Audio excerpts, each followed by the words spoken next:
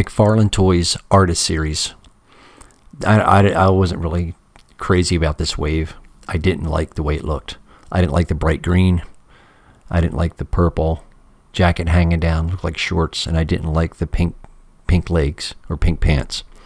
I know it's supposed to be, an artist series thing, and I get where they were coming from. It just wasn't for me. And you're saying, well, why did you buy it? Well, I bought it because it was $12 at Target, and I figured, well, here's a great opportunity to do another custom, and an easy one and a fun one. I do like the sculpt, but I didn't like the color choices for the figure on the left. Maybe, if you like that, that's cool, but I just didn't like the bright greens. I do have some of the Artist Series figures, but this one in particular, I just think a Scarecrow character wouldn't be that vibrant and bright. But anyway, that's just me. So here's why I break down the figure a little bit and show you what I did. And I probably said it 1,000 times, but I'll say it 1,000 more times.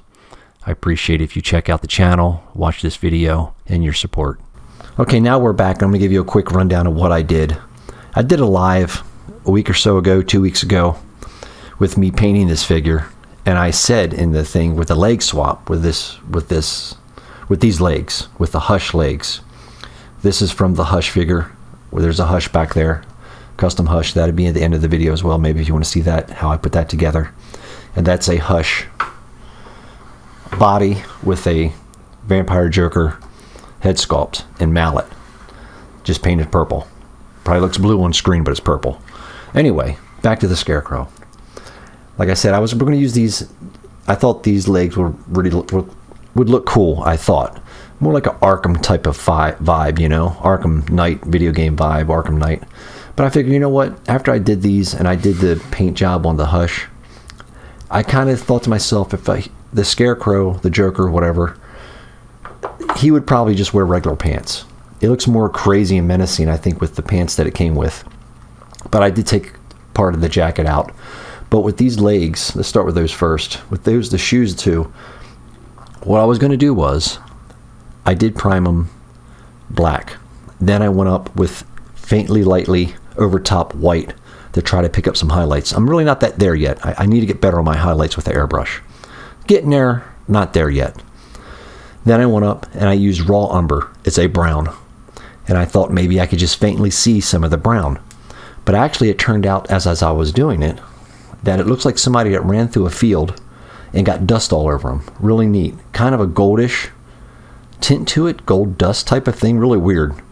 I know you can't really see it on camera, but it's definitely brown, but it has a silverish gold, if that makes any kind of sheen to it, or like a goldish sheen to it. I like how this turned out. I think the Scarecrow would be wearing these type of pants that it came with, but just a different color. I really didn't like the color of it what it came with. I didn't like that big bright purple or pinkish purple. Didn't like it. So then what I did was I went back here with some pastels. I shaded some stuff in with some pastels you see in the creases, just very, very lightly. Nothing, no big deal. Very, very hints of shading. So when I did it, I think I made them too dark and had to go back in and do some washing over with the paint that my daughter had put together for me that actually matched this perfectly. And I know I keep saying that, but it took about an hour and a half, hour to 45 minutes to get this match. So I went in and I darkened up all the belts and buckles with a darker brown than the live was. The live, they're a little bit lighter when I did the live, but I do like them a little bit darker. And I did go in, and you can see I hit the end of it with some off black. It's wrought iron. I know I use it all the time. I just love that color. I was going to go silver, but I changed my mind.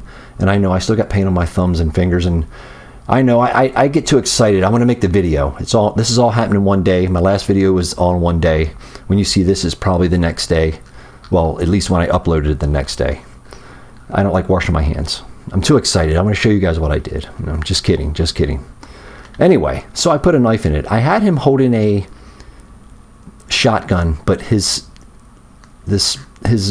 jacket here, his sleeve is so stiff that I would have to cut this and hang it out the back, and I didn't feel like doing that right now.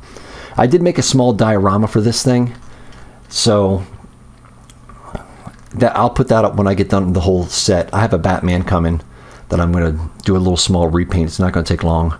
And at the very last thing I did, I put a dark wash on the rope just so it would separate a little bit away from his mask. I was going to go in and hit all these stitches, but I figured, nah, you're not going to see it anyway. I'm going to have it displayed like this, and maybe I just wanted it to be a quick fun one, as I wanted to do. So anyway, from the top up, really good head sculpt.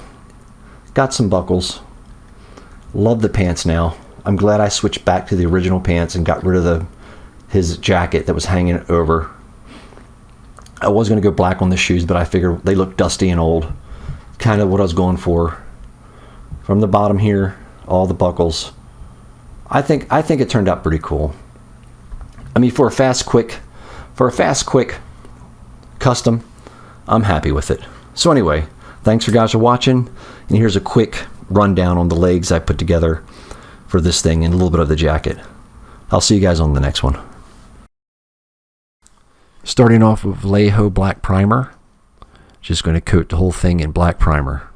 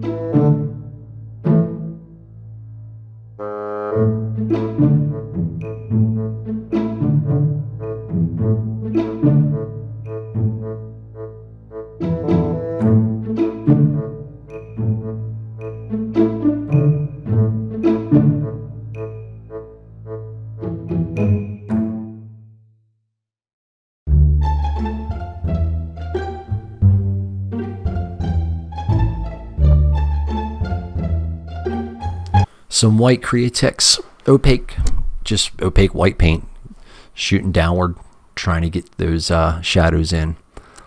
After I did that, where I thought I needed to be, I probably should have went a little more brighter on that after I was done. But after that, I come in with some raw umber here. It should be coming up right now. There it is, some raw umber, and I just took my time and did coat after coat to get the desired look. That's when I realized that the desired look I was going for wasn't there, but it looked like a dusty brown. So I was happy with that.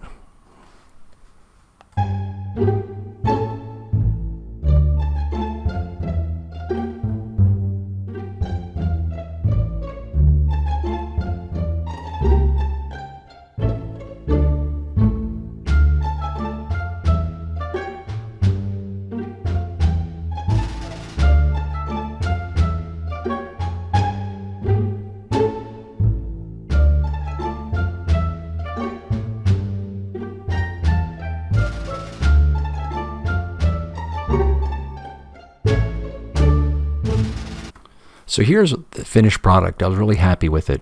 It was very bizarre how that turned out. There's my shark. Look at my shark. And here's all the pieces and stuff. I just wanted to show you what it looked like when I was done. Here's where I'm going in, and I'm going with that paint that my daughter had custom made for me. I know I keep talking about that over and over again, but it's amazing the actual match and how long it took to get there. I'm going in now, just doing some spot checking, just doing a little bit of touching up here and there. I did want it to look like it was used and worn out and kind of run down. Make it look like somebody that was really going to wear this. It wasn't going to be brand new right off the store shelf or the hangers, if you get where I'm coming from. Right there is a buckle. I left that buckle plain like the front because I didn't want to take away from what it said. Why so serious on front of the jacket. I know it doesn't make sense to have the buckle the same color as the jacket when all the other buckles are brown, but like I said, this was a quick one, a fun one. I'm going to put it up and just display it with a graveyard sense, but I did make a diorama for this.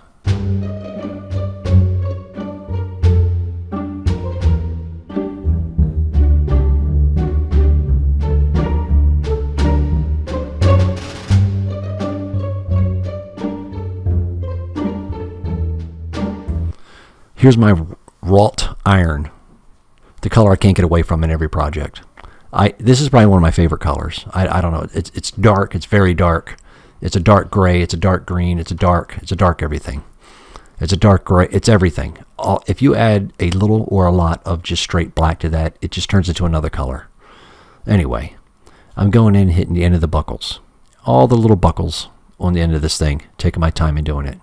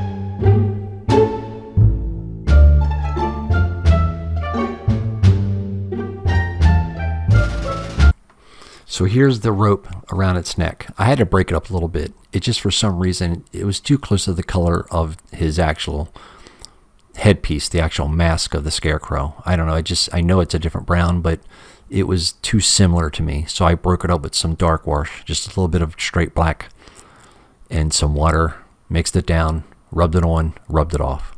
Anyway, I think that's it. I appreciate you guys watching. I appreciate all the support, all the comments, whatever it may be. I thank you guys a lot. Anyway, until the next one, I'll see you guys later.